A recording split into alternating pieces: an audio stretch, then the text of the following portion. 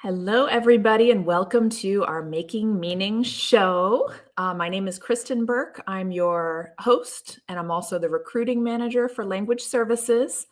I'm joined by our fabulous sign language interpreting team. You'll see Sean on the screen here, and behind the scenes, we have Sasha. So today we are going to be talking about the difference between contract recruiting versus W-2 employment. Interpreting, excuse me, not recruiting. So we have, different job opportunities here for contractors and employees. And by the end of today's show, you're going to know all about the difference between those two. So before we get started, just want to make sure everybody in the audience knows that this is your opportunity to get a direct line to us here at AMN Language Services. Okay, so we want to hear from you. Drop your questions in the chat, your comments. We'll try our best to, either answer them in the chat or go ahead and answer them aloud. Okay, so and while we're at it, we want to hear where you are, who you are, where you're listening from. So please go ahead and drop that in the chat as well. And we have a fabulous panel today. So let's go ahead and bring out our guests. We have Jessica, we have Johnny, we have Katya. There they are. So nice to see your faces. Thank you. Yeah. Let's go ahead and do some introductions. Katya, can you please tell the audience kind of a little bit about yourself? Quick introduction. Yes, I'm a Greek language interpreter. I was working with AMN the last 9 or 10 years. I was an OPI, over the phone interpreter, for 8 years. And the last year, I'm an employee. So I think I'm an experienced in both. Yeah, we're happy to have you. Thank you, Katya. Thank you. And Johnny, tell us a little bit about yourself. Yeah, my name is Johnny. I was born in Democratic Republic of Congo. I've been working in AMN interpretation field since 2020. I worked in a video for a certain time, and then I left. I went to OPI for a few months, and then I came back to video. So here I am as a French interpreter. Excellent. Happy to have you. Thank you. And last but not least, Jessica. Hey, so let's see here. I am the talent acquisition supervisor with AMN Language Services. This November, I will have been with AMN for 9 years and in the healthcare staffing business, and been with Language Services for about 5 years now. I have the pleasure of kind of overseeing the recruiting team for our contracting positions here. So hopefully we can share some good knowledge with you guys today. And Jessica also has experience leading the team that recruits for the employment positions as well. So you'll probably notice the trend here. All of our panelists have exposure to both VRI and contract work, so which is IPI and OPI. So you get the whole enchilada here. These people have done it all. So, okay. Johnny, I'm going to ask you, what led you into the profession of medical interpreting? Sure. Thank you for the question. Firstly, I was trained with the basic skills of interpretation right after I graduated university. I have a background in geology, which is a way different field. So when I graduated, I had a difficult to find a job in my field. And as I had a little bit of background in interpretation because I was interpreting when I was still at the university, I was interpreting some conferences already by then. Then when I got the training here in America for interpretation to become a professional interpreter, I had to. I was hired by a company and I was interpreting in social fields, mostly schools, lawyer office, and then some other places where they needed interpretation. So, and then I did find out that in that field, the demand was more than it is in medical interpretation. Then I decided to join medical interpretation, and I got a proper training. I started interpreting in person in the hospital as a medical interpreter, and move on up to video interpretation here. Good, good. Well, we're happy to have you. Thank you.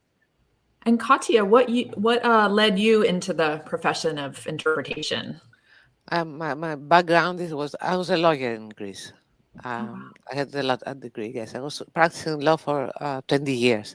So when we moved to the United States, and we moved to the United States because my daughter was going to go to college, and now she's a doctor actually, after so many years.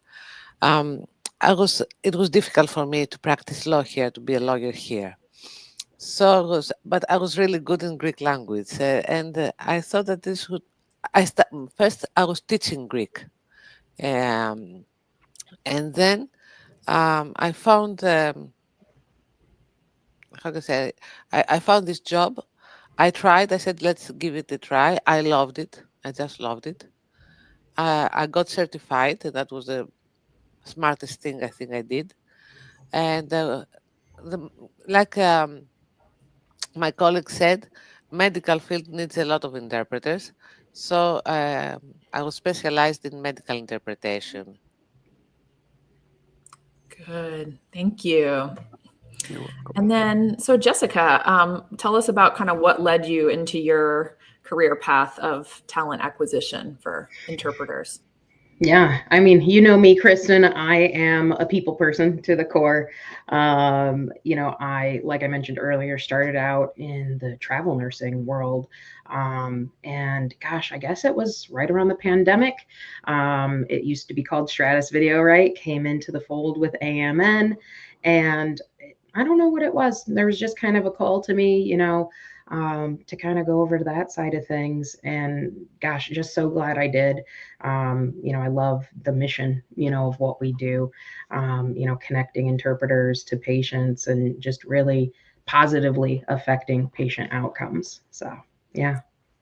Awesome. Thank you. All right. So next question is for Johnny. Tell us more about your language background. I know you gave us a little bit of a backstory on where you're from, but how did you become so proficient in more than one language? Yeah, thank you. Firstly, as I said, I was born in Congo. For those who know Congo well, in Democratic Republic of Congo, we have one language as a French, which is a French language, which is official language. And then we do have 4 other languages, which we call them national languages, which include like Lingala, Swahili, Chiluba, and Kikongo. So I was raised by my senior brother, who was working for the American company, British American Tobacco, and he is a public accountant. So he was working. They moved him into different region.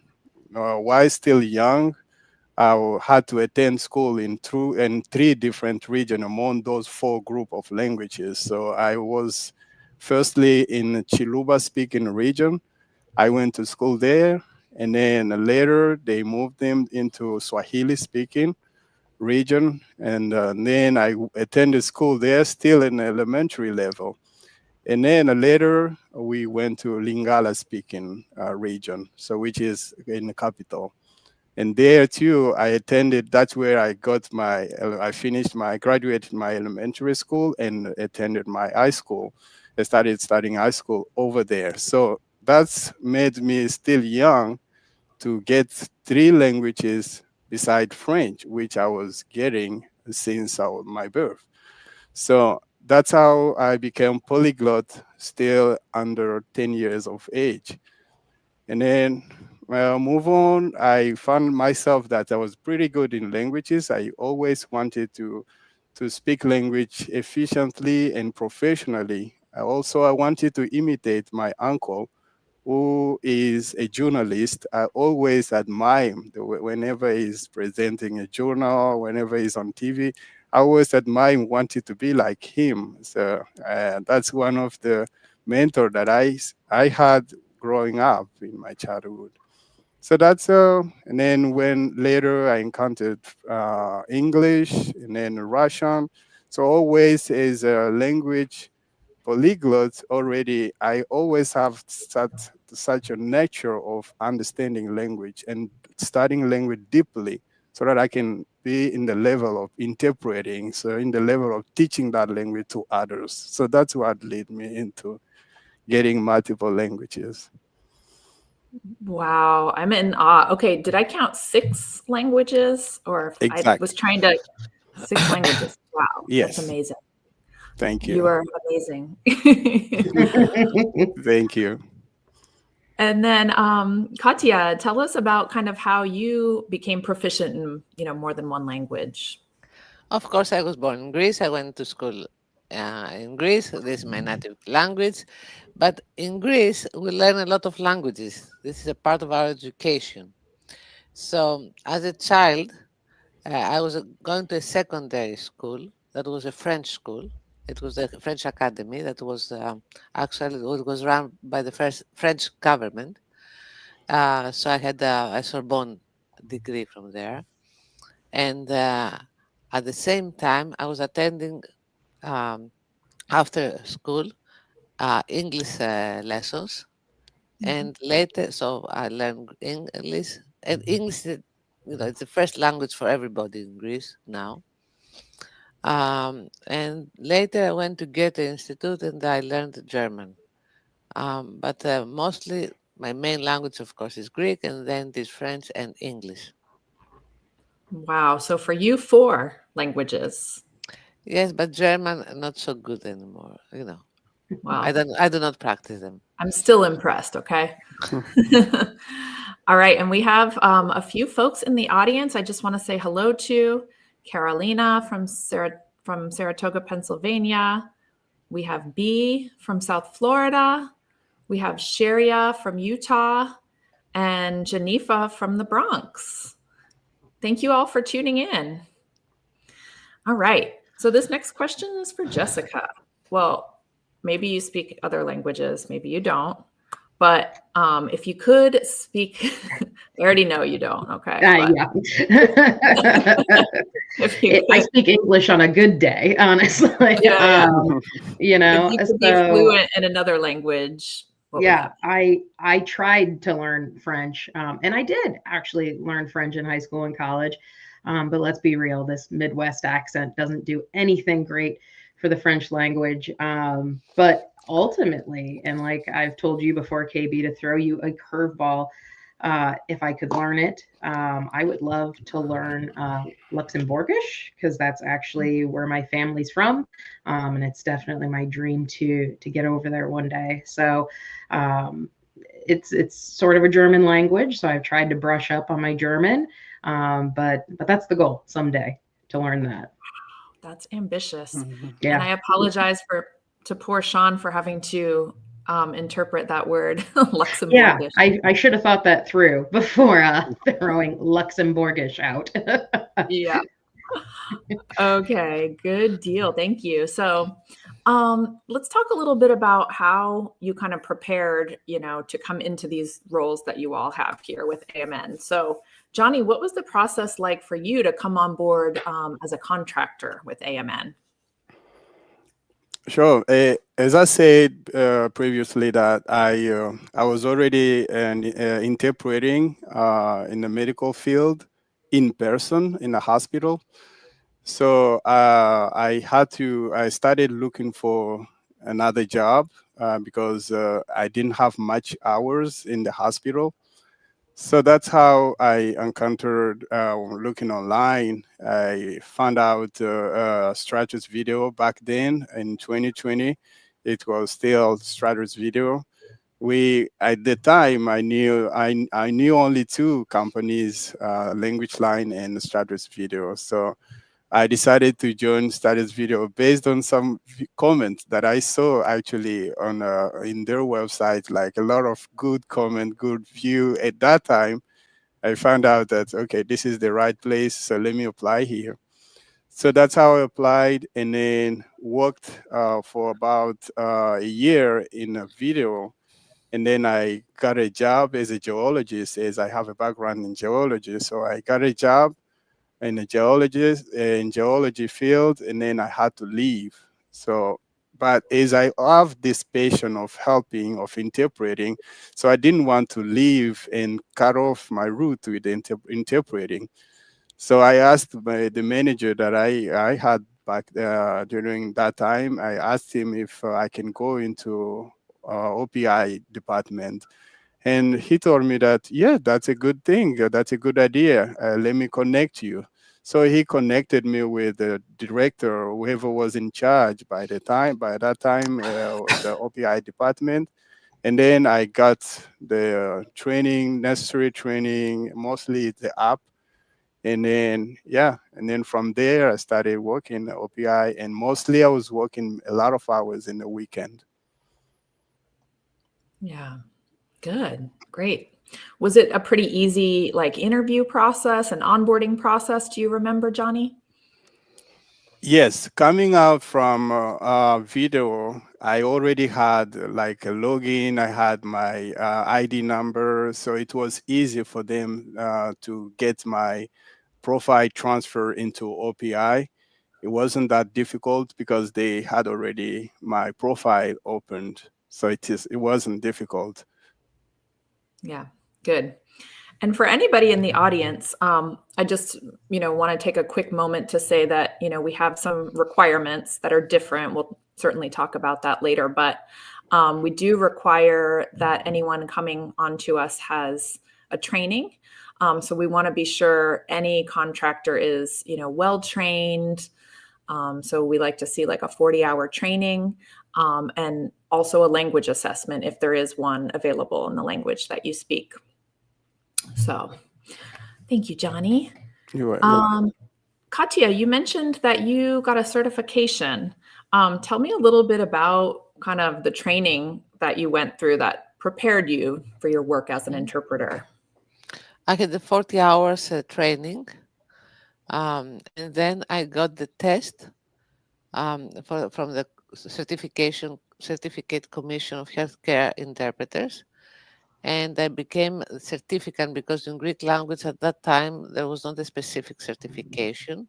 That was back in 2017.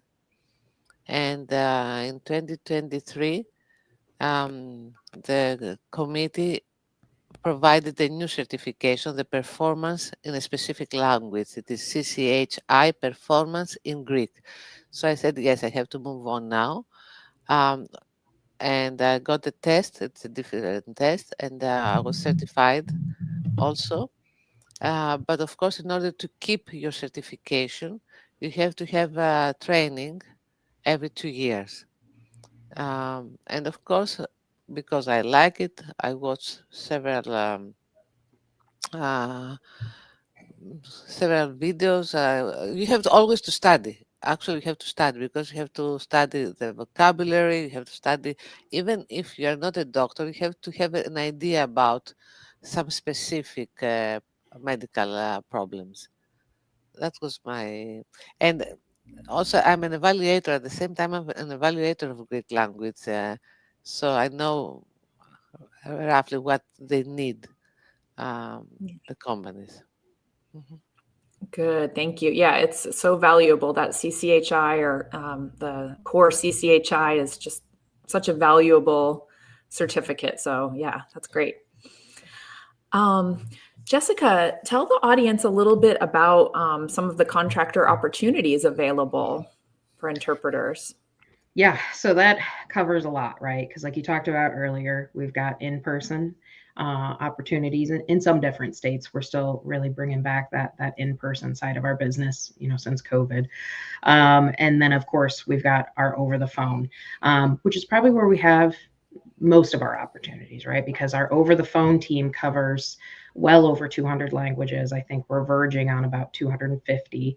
The big needs for over the phone really are in those more rare languages, right? So some of the ones we've been hiring for lately are Pompeian, Kekchi, Quiche, Soneki, or I'm sorry, Soninki. Oh gosh, I wanted to think of a couple more. Navajo, Belarusian is one that we've had a hard time finding.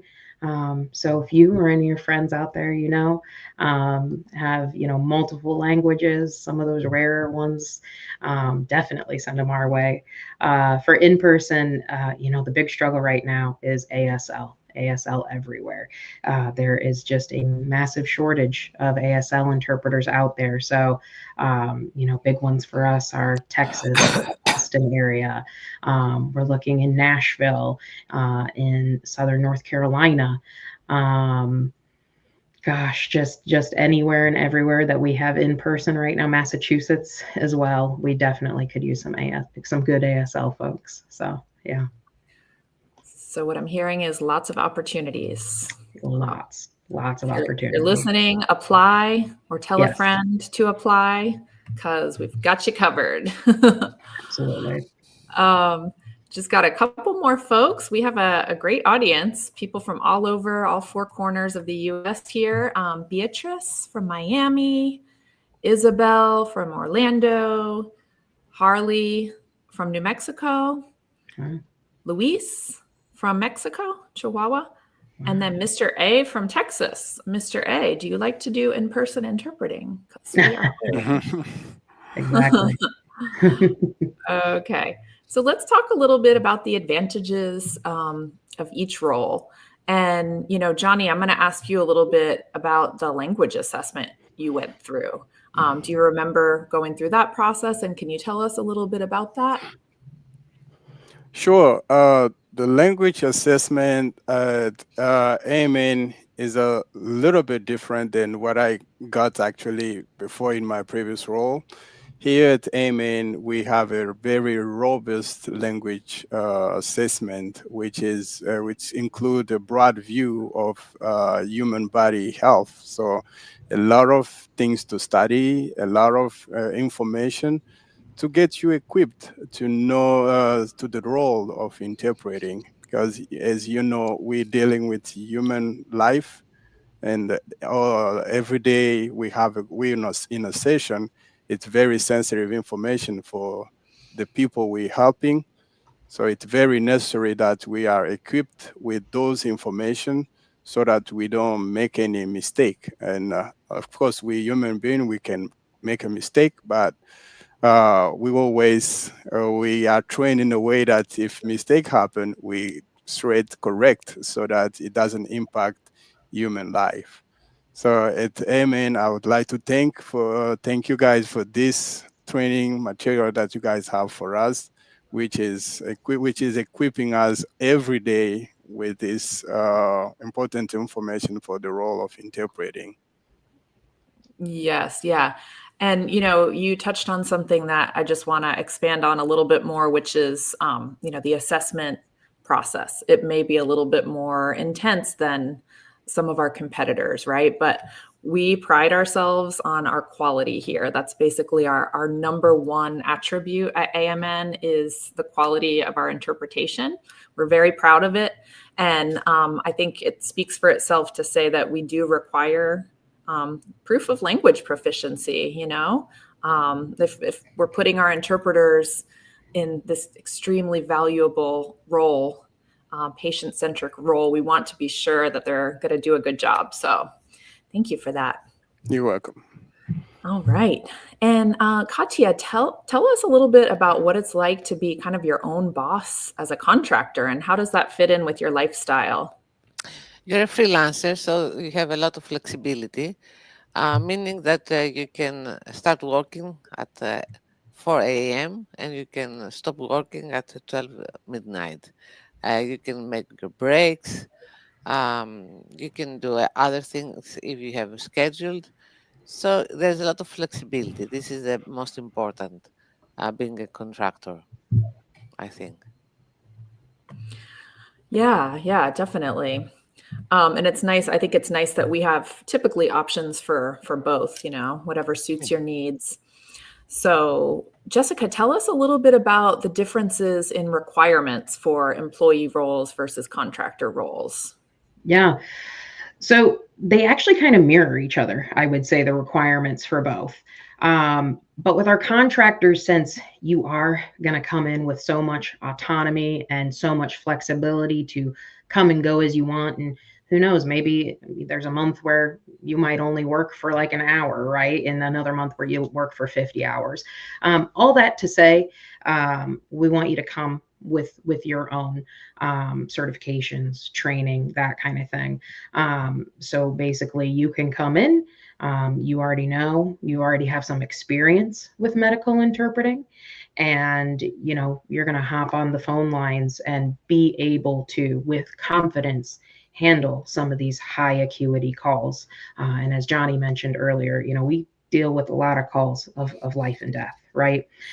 So like KB has highlighted a little bit, we need a language proficiency assessment. There's a lot of different ones out there that exist. There are, of course, for our rare languages, the possibility that maybe an assessment doesn't exist. But we are going to find a way then in your background for us to be able to sort of highlight and prove that you do have that proficiency in that language. We always prefer a medically based assessment. I think Johnny kind of highlighted that a little bit. If there is a medical assessment that exists out there, we definitely want to use that one as opposed to maybe one that's just covering, business or community type of roles, right? The other big key piece that we need to is that medical interpreter training that you'd kind of touched on earlier, KB. Here we have to follow the standards of the hospitals we work with. We have to follow the standards of the Joint Commissions. We also are expected to follow the standards of state, local, and federal practices. And they all say that we have to work with qualified interpreters. So these are the two key pieces that we use to ensure that all of our interpreters, whether they be VRI, over the phone, or in person, are qualified. So at least that 40-hour medical interpreter training and that language proficiency assessment, preferably also medically based. So.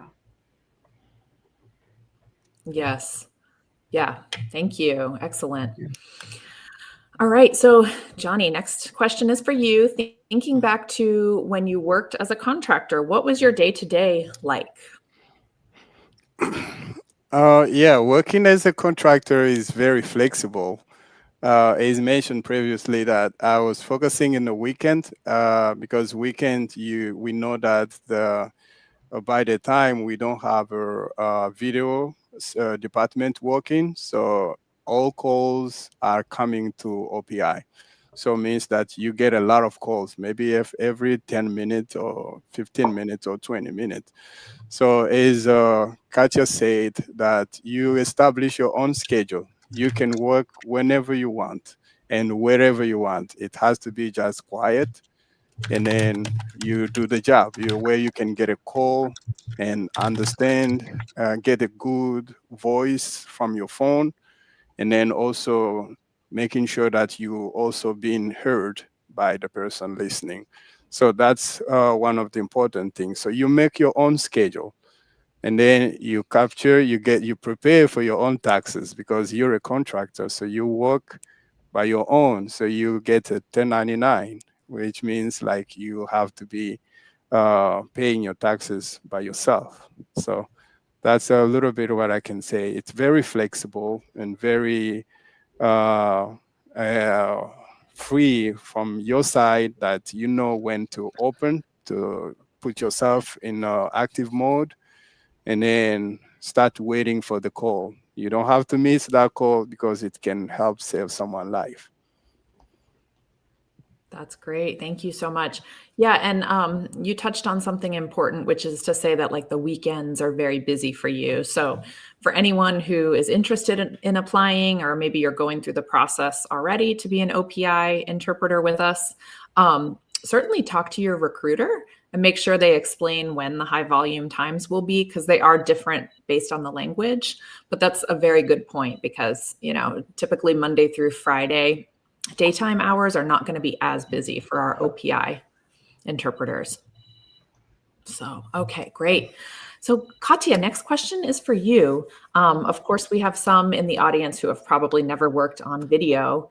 What was it like for you to transition from an OPI interpreter into a video interpreting role? Actually, there was not a lot of difference. I find it easy. It was being an OPI, you have to visualize things. You have to have imagination, let's say. So now you see real world. You make the same interpretation. You follow the same rules. Just you have a schedule. For me, that was the difference.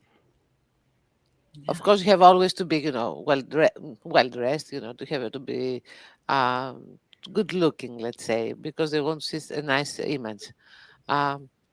Otherwise, and you have to have to set up your background, things like that.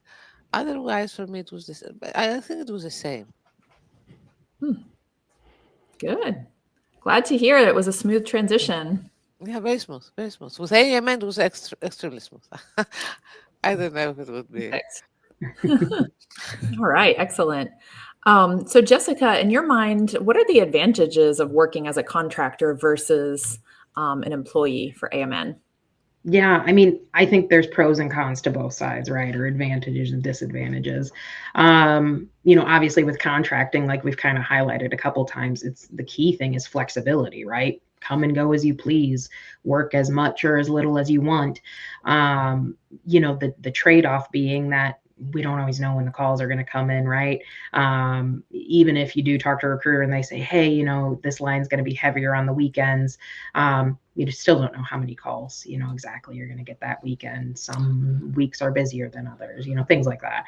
But, so big trade-offs being, like I say, flexibility for those contractors. For employees, you're going to have that set schedule. You're getting paid by the hour, no matter how many calls are coming in. And then you have some benefits like, PTO and things like that. But it's not as flexible. So that's why I say there's advantages and disadvantages to both, right? But at the end of the day, it just depends on what kind of work-life balance are you looking for. So. Yep, exactly. Thank you. Yeah. So everybody loves to hear stories from the field. This is where, you interpreters tell us about a time that you remember this call like it was yesterday because it had such a profound impact. Johnny, can you tell us about such a call that you might recall that was very impactful to you? Oh, sure. I know that's a really good question, actually. But I'll say that as an interpreter, we make the difference every day into human life, because every call, every session we are in, we're making a difference, an impact, and positive impact. I can recall two cases. One was a family from Geneva. They came to the U.S. in visit, and suddenly the wife started getting sick, and they were admitted. So they were using a phone, like translation. Nowadays you can use a voice translating. So you talk and then somebody else talk, and that's the way they were communicating. They registered using that method, and then when they get into the place where they have to be seen by the doctor, they told them that you are going to they are going to use online video interpreter. So they didn't believe that they could find somebody more competent who could speak French, clear French, because they thought that it's maybe American who speaks French that may have a difficulty pronouncing some word. So they were very surprised that they could get a clear and good understanding of French language here in the United States. So they were very, very happy. And another case was I encountered a lady. She was practicing her English. Most of the time, she used to decline interpreting service. But one day, a provider said that I have to use interpreter because I understand you speak in English, but I really want to make sure that you understand. So she agreed, and then I was in a session. So she asked me to let her interpret so that I should understand and kind of continue with her conversation. So that I should kind of step back and then wait if there is some misunderstanding, I should intervene. So that what happened. And then at some point they reached the level that the provider mentioned something while she was under certain medication, and she didn't understand that. And they asked her that, you know, that you having a kidney, a cyst on your kidneys. She said that, what does that mean? So I intervened, and then she said, oh, wow, what is going on? No, I don't have such a disease. And then she said that, but you are in the medication for it, and you have been under this medication for 3 months. And she said that, no, but the provider put me into this medication. I didn't know. She did not explain why she put it. And the current provider said that, no, you have been told. There is no medical doctor who can give you a medication without telling you the reason why you are getting this medication. Because you want to use yourself, you don't want to use the service that is providing to you for free of charge to you. You don't want to use it. That's why you misunderstood the provider. She said, wow, so from now on, I would like to use interpreter because I didn't know that I had this disease in my body and I'm being treated for. I knew that I'm getting kidney treatment, but I didn't know about the cyst. Thank you so much. So that's we do get a lot of stories like that daily, every day, and every session we do encounter people like that who are happy with the service that we're providing, and they feel confident when they have an interpreter because they can express themselves freely. So that's a little bit that I can share. Oh, thank you so much. That's awesome. And that really must make you feel good to hear stories like that when you know you're having such a profound impact, right? Yes, that's exact. Awesome.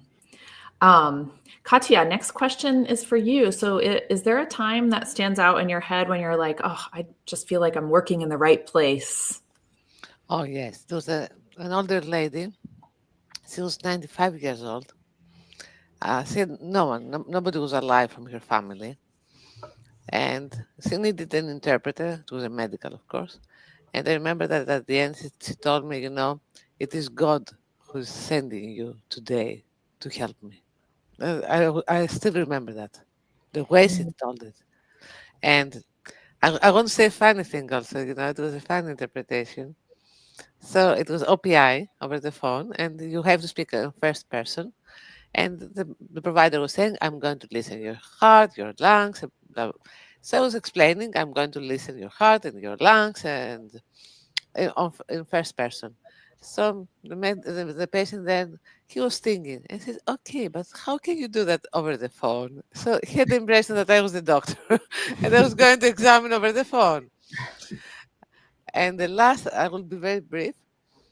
It came to me an older lady with a stroke here from California. And to make a long story short, the lady that had the stroke was my mother. Wow.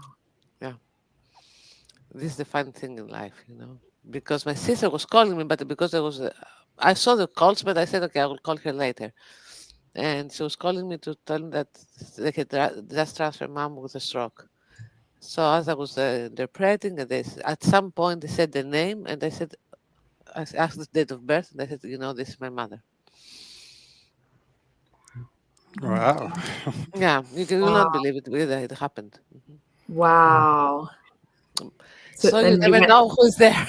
Yeah. Wow. That's one that you sorry. were not expecting, I'm sure. Yeah.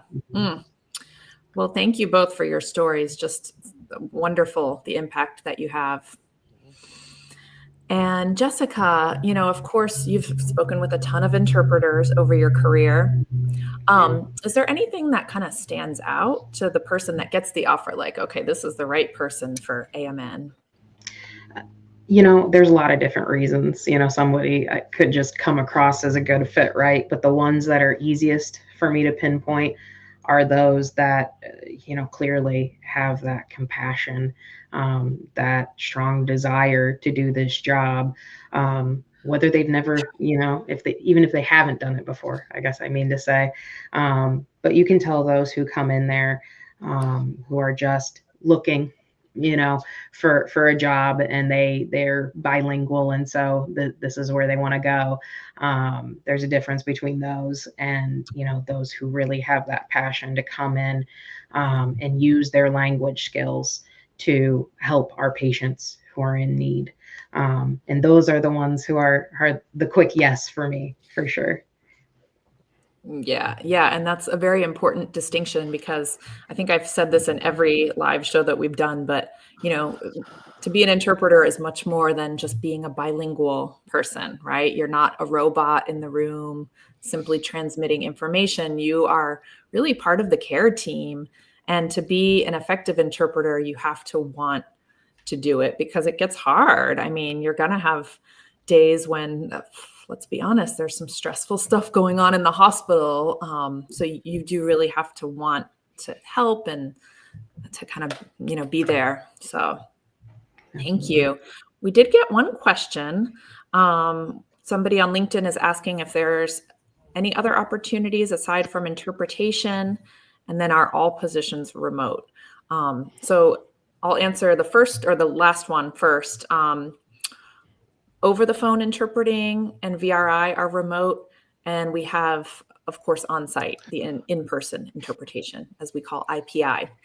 And as far as other opportunities, this team is really focused on hiring interpreters, but you can always go to the AMN website, and there's nurse opportunities, there's corporate jobs for maybe finance and accounting, all kinds of things. And certainly take a look at our website, amnhealthcare.com/interpreters. If you do want to be an interpreter, even if you don't have a ton of experience, we would love to talk to you, because we do have some training options as well. So, okay, we're going to kind of wrap it up here. This has been such a great call. I just want to hear the final advice. Johnny, anything you can give to like an aspiring interpreter to kind of help them along their path? Sure. I'll firstly say, as you mentioned previously, that it's got to be something that you really want to do. And we're facing a lot of challenge daily. So those challenges are like emotional challenge, because no one like to die. So if you're experiencing like a end of life session, something like that, it's touch sometime at certain points. Even though I'm an interpreter, I'm not physically there, but I do get also some emotion if you know that you're in a session and the provider is telling the patient that in 7 days or in a month, he or she will be gone. So those type of session, you got to be morally prepared so they don't affect you personally. And another advice is to learn the language and improve it, because dealing with interpreting is not just translating. We're not translating, we are interpreting. Means that we are providing the meaning from one language into another language. So you got to know how to manipulate those languages. Because if you don't know, you may be stuck into translating, like getting word to word. And that way you won't help, because the real help we need here and things that we do here is interpreting the meaning. So learn the language, that's both target language and your language that you actually know better. Learn it in the level that you can actually explain it to someone else. So that is, and keep improving it, because language, you know it or you lose it.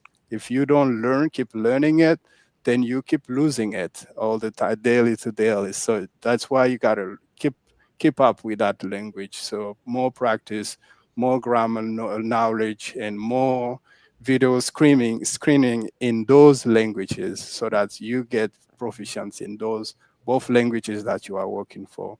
Yeah, that's the two pieces of advice that I wanted to share with you guys. Oh, that's great advice. Thank you so much for all of that. You checked all the boxes. So Thank you. hopefully, You're welcome. Katia, you can still think of something else to say because you've got the next question. What advice?